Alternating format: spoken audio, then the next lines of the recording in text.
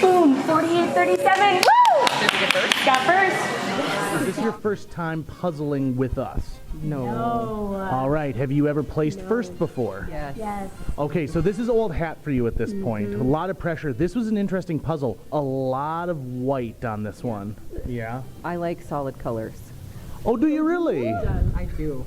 Okay. So that was a bonus for our team on this Oh, one. wow. So this wasn't the worst puzzle you've ever done? No, not by a long shot. Okay. Okay, so tell me a little bit, what goes through your mind when you're puzzling? Well, we kind of pick out who's going to do edges, and then Andrea likes solid colors, so we always toss those her way, and then I normally just pick a random color and start going with it.